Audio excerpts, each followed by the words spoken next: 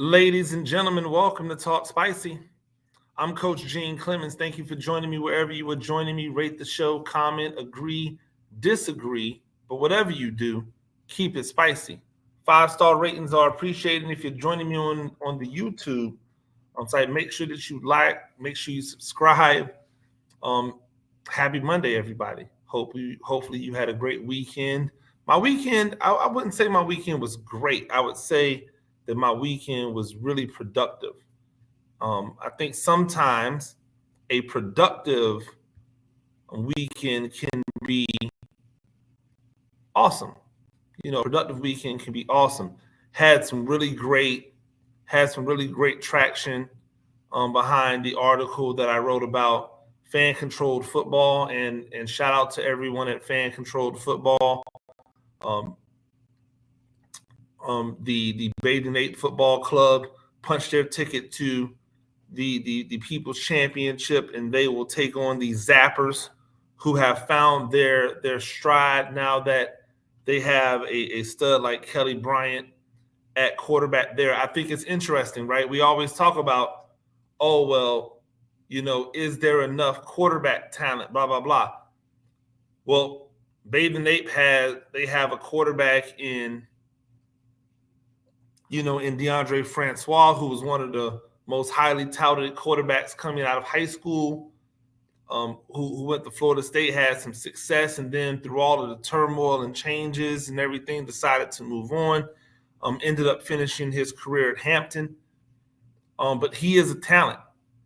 Kelly Bryant, who is the quarterback for the Zappers, he was a guy who balled out at Clemson, and then ultimately had his job given to Trevor Lawrence. He actually didn't do anything to lose the job. They just gave his job to Trevor Lawrence. He went on to transfer to Missouri, where he finished out his career, a really great collegiate career, and now he's found himself in the fan-controlled football. It's not surprising to me that while there were other quarterbacks who may have put up more monstrous stats, the two quarterbacks with the highest pedigree, with the highest talent levels, are the ones that are still standing in fan-controlled football. So looking forward to seeing that People's Championship coming on Saturday. For everybody that supported that article that I was able to write for The Athletic, if you haven't read it, make sure you go and check that out. I thought it was a really good piece, and I actually really do appreciate everybody for that. Lots of writing coming down the pipe. For me. So make sure if you're not following me on my social media at Gene Clemens everywhere, if you're not subscribed to the YouTube channel, make sure that you're reading the stuff on Giants Country. We're doing camp breakdowns of every player right now. That's coming obviously today, Monday, 6:00. A Giant issue will be out with my 10 most important defensive players. Last week I gave you the 10 most important offensive players. I'll give you the 10 most important defensive players for the 2022 season today. So make sure you check that out. It drops at 6 p.m. every Monday. That'll be awesome. Obviously, the NBA Finals are going on right now, and what I thought would happen happened. The Golden State Warriors came out and exacted revenge from blowing a lead in Game 1. See, here's the problem with the series, or the problem with these two teams in the series. Boston, everything has to go right.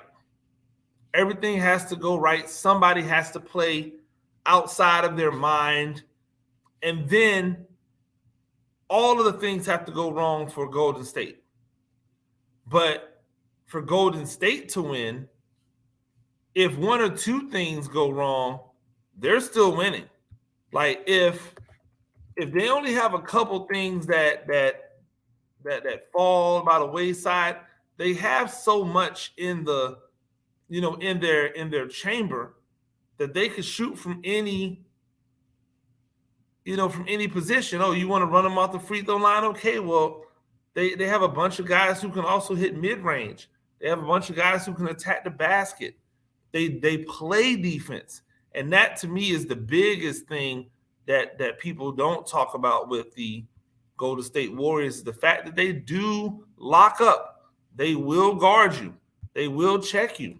And with a guy like Wiggins now in the fold to go along with Draymond Green, Wiggins is essentially now the new Andre Iguodala.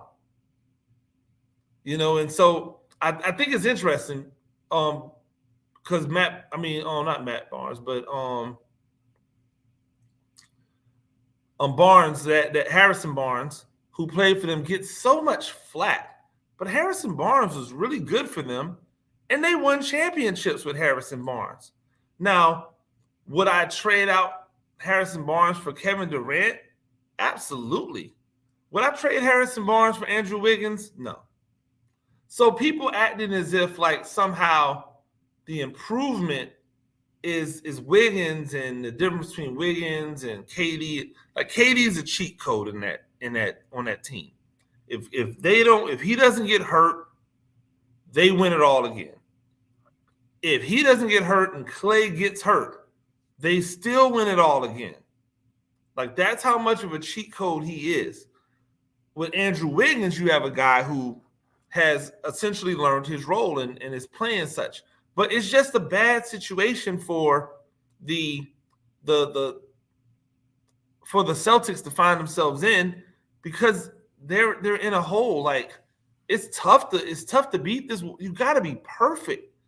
It's exhausting to try to be perfect, and then you have to have somebody go like full on like ham. You need somebody to just hit 6 3-pointers who wouldn't normally hit 6 3-pointers. You need people to step up and do things that they haven't done all season. That's tough. That's difficult. It's going to be difficult to get beyond. And so, to me, what happened last night was definitely going to happen, right? It's definitely going to happen. Like it was clear that this was coming. Now the question will be, what does Boston do? Can Boston make the home field advantage or the home court advantage that they were able to take in game one? Can they make it stick? Or do they just give it back? Like, do they just lose a game and now it's back on track? It's back to the Warriors again, and we're now back to what we were doing before. But it's just crazy. Like, it's crazy to think about it. Like, it's almost as if Steph Curry said, "Hey, Jordan Poole, I'm going to try to put all of the me DNA in you." And Jordan Poole, to his credit, going, "Yes." Like, how many times have we seen situations where the veteran on a team, the star, sees something in another player, but the other player wants to do their own thing? They want to try to do it their way. Oh, well, I'm my own man. I'm doing my. Jordan Poole's like, no. I'll clone Steph Curry. If I can clone and be what Steph Curry is, I'll do that. It's too much. It's so hard to get over. You know what else is hard to get over as I transition? All of this talk about quarterbacks and who should get paid and who doesn't get paid and arm strength, and it really is. Like, as I sit here right now, my head is starting to hurt just thinking about it. I made a post. I made a reel. I may have posted it on Twitter. It got like something like 10, 11,000 views or watches, which is really strange because, I kind of fall into a lane where a lot of my stuff doesn't do those type of numbers unless, and especially organically. Like, it organically did those numbers. I posted it, I posted the video. I believe my good friend Brandon Howard reposted it, and he's pretty plugged into the Dolphins situation. And so I think the reason it started to get so much traction is because Dolphins fans were looking at it going, somebody said it. Because I told him, I'm like, you know what? Arm strength, it's not the end all to be all. You know what is? You know what's the end all to be all in the NFL today? It's not arm strength. It's athleticism. It's athleticism. Name me another quarterback not named Tom Brady who was not athletic and won a championship in the past 20 years. I'm sorry, not past 20 years. In the past, 10 years. Actually, you know what? That's fine. Do 20 years. I'll give you Tom Brady, and then I'll give you Tom Brady, and I'll give you Peyton Manning as the two people who have won championships who were not athletic, who did not possess the athletic ability to escape and move. Because people forget Drew Brees, not a stiff, right? Drew Brees isn't a stiff. He's not the guy just planted in the pocket. Why? Because he can't be, because he's only like 5'11", 6 foot. So he's got to be able to move in order to create passing lanes. He has athletic ability. Like he's athletic. Like Tom Brady's not escaping pressure regularly. Peyton Manning was never escaping pressure regularly. But if you're asking me which one is more important, like which one would I rather have? Would I rather have a strong-armed quarterback who can't move, or whether I would rather have a guy with just regular old NFL arm talent that can move? I'll take the regular NFL arm talent that can move every single day. And the reason behind it is simple. These defenses are way too fast. They're way too fast. They can get you way too quickly. And these offensive linemen are getting bigger and bigger, right? And although they're getting more athletic, they are nowhere near the level of the athlete that they are charged to block. And it's actually interesting because I find the thought process a little baffling. Offensive linemen are getting bigger and they're athletic, but they're not. And they're more athletic, but they're not. People are marveling over Neil from the Giants and how he moves. And I'm looking at him move and going, I don't care how good you think that looks. That's not blocking Kayvon Thibodeau on a game in, game out basis or play in, play out basis. That guy is not going to be able to keep the elite level guys from getting to the quarterback forever. None of them do. Why? Because they're just too damn athletic. So, like when we talk about athleticism, your quarterback has to be able to help your offensive line out. And the only way to help your offensive line out is to A, get rid of the ball fast, B, be able to move. That's it. Get the ball out fast, be able to move. Arm strength does not help you. Arm strength makes you think, oh, I can stand here and hold the ball and allow that receiver to get more open or to create the separation, or I can read more of the defense because I have the arm to be able to do it. The problem is those offensive linemen have to block all of that time. And if you're asking offensive linemen to just continually block and block and block and block and block, you're going to get sacked. You don't believe me? You don't believe me? Ask Cincinnati. Because for as much as we like Joe Burrow's not out there catch stepping and throwing. A lot of his balls are not being thrown on time. And because his balls are not being thrown on time, he's susceptible to getting sacked. A lot of the balls that are thrown from some of these quarterbacks with really strong arms. They're not being thrown on time. So you have to show the arm. You have to be able to flash the arm and throw it 70. But the funny part is I've seen Justin Herbert throw the ball 70 yards, but I've also seen Jalen Hurts throw the ball 60-plus yards. So how – and people are telling me that Jalen Hurts doesn't have an arm. So what are we talking about? How important is arm strength when the name of the game is to get the ball out your hand?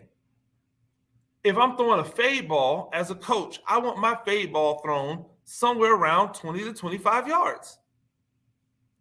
I want the ball to get dropped. I want them to throw the ball at about 14. I want it to be caught at about 25. I don't want a 50-yard bomb on a fade ball. You know how, you know the margin for error? Just flip the coin up in the air. The margin for error in that is so ridiculous. It's so ridiculous. So the earlier I can anticipate, the faster I get the ball out, the more protected my quarterback is, the less arm strength matters. So when we talk about these things, we have to understand what we're talking about. Right? We have to understand what we're talking about. We have to understand how these things hit. They hit. But like all of that matters in arm strength. But then when we start talking about athleticism, then we'll turn around and say, oh, well, such and such has to play from the pocket. But we're talking about playing from the pocket as if the pocket doesn't move, as if playing from the pocket is the only way to get it done. We had a good discussion over the weekend with some of my guys about the quarterbacks from the late 80s or the 80s into the 90s. And I talked about how some of them I felt were overrated. I'm not going to get into it. I would just say there are some guys that are out there rolling around with 50-something% completion percentage for a career and more interceptions or just as many interceptions as touchdowns for the first 10 years of their career. And yet everyone tells me they're Hall of Famers. But I will say this, it was a different game then, right? But playing from the pocket wasn't the way. Like John Elway didn't just sit in the pocket and throw the ball all the time. John Elway used his legs, create time, throw the ball. Wildly inaccurate, by the way. Wildly inaccurate. Steve Young didn't play the game from the pocket. He would have you believe he did, but I was there. I was outside. I watched these dudes. Even in that type of offense, he was still buying time with his legs, moving around, scrambling when he had to, buying time to throw the ball when he had to.